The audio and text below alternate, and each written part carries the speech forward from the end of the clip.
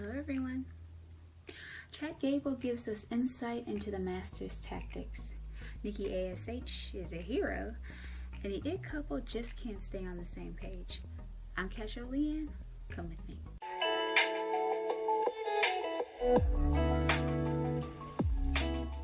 Raw Talk January 10th, 2022 edition begins with Jackie Redmond and Matt Kemp. They're tempting us with the promise of Hall of Famer Booker T being in their midst. Then they replay the confrontation between WWE Champion Brock Lesnar and Bobby Lashley. So Bobby Lashley accuses the champ of dodging him for 20 years, while the Beast calls the Almighty a Brock Lesnar wannabe. This is an obvious turn from the largely respectful tone that Lesnar and Paul Heyman struck the week before, so while it was a bit surprising in that regard, it did feel kind of on message for this fan-driven babyface butt kicker. Afterward, the remnants of the Hurt Business, Cedric Alexander and Shelton Benjamin, come after Lashley to get the hurt pounded out of them. They next go into the Tag Team Championship match between the Alpha Academy and RK Bro. Alpha Academy actually pick up the win, and Camp and Redmond pick up on the fact that despite Randy Orton's order for Riddle to tag him in when he got in trouble, Orton was the one who got pinned. As much as I've been behind Alpha Academy and have so much interest in the twisted, manipulative relationship between Chad Gable and Otis, RK Bro are the ones that are over right now. And there hasn't been much in the storytelling department to make people care about them and to make Alpha Academy feel like serious contenders. So personally, I didn't really understand why Alpha Academy were the ones to dethrone them. Plus, RK Bro's defeat should have come at a way bigger time than the January 10th episode of Monday Night Raw. Royal Rumble's less than a couple of weeks away now. WrestleMania isn't too far out of the ether for them to have retained until then. It just wasn't that believable for me. But ultimately, with Gable and Otis's hard work and their connection kind of in ring and out of the ring, I'm sure they'll make us believe. But a thought occurs. If the Royal Rumble is in St. Louis, Randy Orton's hometown, maybe RK Bro will regain the championships then, like WWE likes to do with their hometown people. Kevin Patrick is with Alpha Academy. Jim Jones is red with happiness. He recalls Kevin Patrick asking them last week about deserving the titles, and that he said they not only deserved them, but they would win them. This is just the latest in his long list of achievements. Otis calls this age of Alpha Academy one of carnage. And Gable asks if Kevin Patrick sees any necks on the team. They don't wear dress shirts, meaning that they train for any team that they encounter. I liked that reference to their tweet earlier about not being able to get RKO'd if they don't have necks. That was quite nice. Finally, Gable punctuates all this with, when you apply the Master's tactics, we're unbeatable. Then he kissed Otis. Camp and Redmond bring in Booker T. I've only seen bits and pieces of his podcasts before, so I have exactly zero idea what the thing beside him that he kept shaking was, but I'm always happy to see the 5-time WCW champion. So Booker T expresses his surprise at the Academy's victory, especially over his guy Randy Orton. But he notices Otis has bought into the Gable effect of believing in himself and that they'll be a tough team to beat in the future. He points out the fact that Randy Orton is a loner, and RK Bro wasn't focused nearly enough.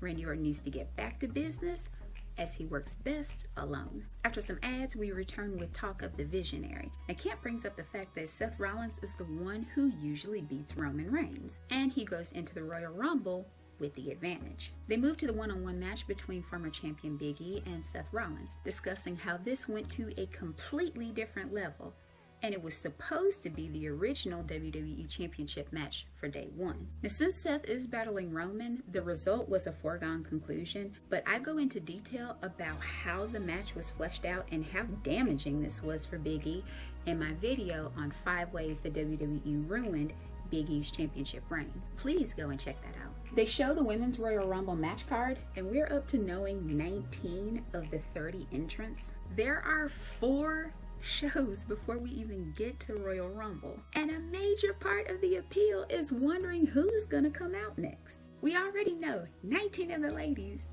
who will enter in just under 2 weeks. Need I say more? Then we see the breakup of Super Brutality. Now, Nikki beats the tar out of Rhea, and this had better lead somewhere other than 3 matches between them before they turn into their respective downward paths. Maybe Rhea will throw Nikki ASH over the top rope to eventually win the Royal Rumble. Now, I'd be up for that. Sarah Schreiber wants to know Nikki's thoughts. Nikki talks Philadelphia, Schreiber, everyone needing a superhero right now. Sarah tries to point out that she attacked Rhea, and Nikki plows right through about girls grabbing her hand and telling her that she is their hero. Then she thanks Sarah Schreiber for her time and walks away. There's something of a contorted element now. Before, Nikki almost being a superhero was about her not being quite good enough. It was about humility, enjoying the journey, the process. Now it sounds like there's this delusion swirl in it. Like the almost in Nikki ASH is more super villainy than human imperfections. I like it. Redmond notes how unfazed Nikki seems to be after the breakdown. Then we get some ads. Following the break, Miz and Maurice listen to Beth Phoenix give her the tongue lashing of a lifetime before the fairer half of the It couple just walks away. Miz is still going on. Tell Beth how you're gonna humiliate her. Tell Beth how she should have stayed home with her kids. Tell Beth when there's no one to tell. The Glamazon also promises to knock the A-listers' teeth in. Hey. KP is with the Miz. The Miz is on his phone, obviously too busy for this interview. He's texting Maurice. According to the Miz, he's texting Maurice. KP points out that Maurice abandoned him, and Miz spins that she had something to do that was very important. KP wants to know what. Miz is trying to find that out.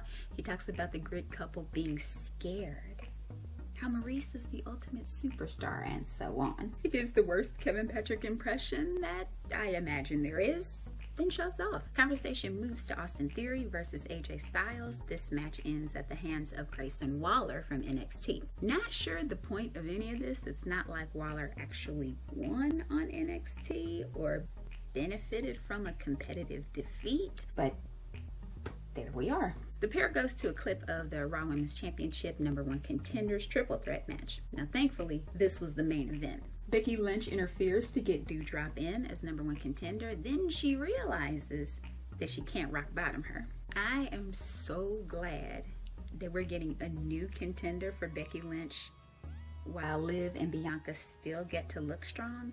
Doudrop will be excellent, no complaints here. Redmond and Camp ask Booker T for his thoughts. Now he sees Becky Lynch's greatest threat as Bianca Belair, but he wants to know what's going to happen between Becky Lynch and Doudrop. He notes that Lynch is going for her least experienced opponent, and while Doudrop has a good chance, Lynch is thinking strategy. And Redmond asks about Liv Morgan, and the Hall of Famer is given to view Liv Morgan as a future women's champion. So my overall rating is 4 out of 5. Good, but not superb. It's almost as if over the past few weeks, that's the rhythm they've kind of found. It isn't nearly as good as their incredible 5 out of 5 shows, but it's a lot better than average. Miz is understandably perturbed, that misdirected anger at Kevin Patrick when Maurice is the one who left him. I really enjoyed that. The Alpha Academy wasn't as electric as in past segments, but they do draw in interest for who they'll be facing in the future as tag team champions. The must-watch interview, though, is Nikki ASH. It's short and she has this new layer added that I think her superhero character desperately needed. Again, it is the almost of the almost superhero character that will become the most interesting part of her moving forward. What did you think? What did you make of Bobby and Brock? How did the thread count and knock-knock jokes work for you? Did they? Where will Miz and Maurice and Nikki and Rhea go from here? Let me know in the comments. Be sure to like, share, comment, and subscribe. Tap that bell icon to make sure you get notifications for when new videos come out. Thank you all so much for watching, and I'll see you soon.